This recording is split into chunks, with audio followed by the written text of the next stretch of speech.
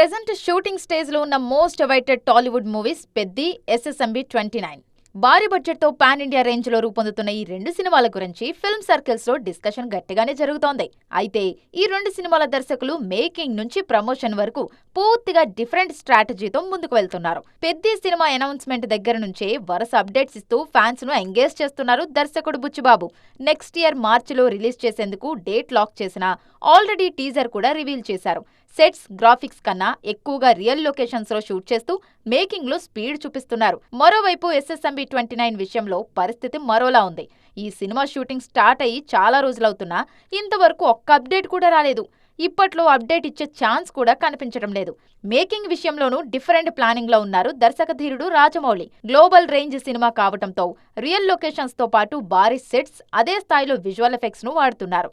అందుకే 2027 వరకు రిలీజ్ కు టైం తీసుకుంటున్నారు. హై ఎక్స్పెక్టేషన్స్ ఉన్న రెండు సినిమాల విషయంలో ఇద్దరు దర్శకులు డిఫరెంట్ స్ట్రాటజీస్ ఫాలో అవ్వడం గురించి ఇండస్ట్రీ సర్కిల్స్ లో చర్చ జరుగుతోంది.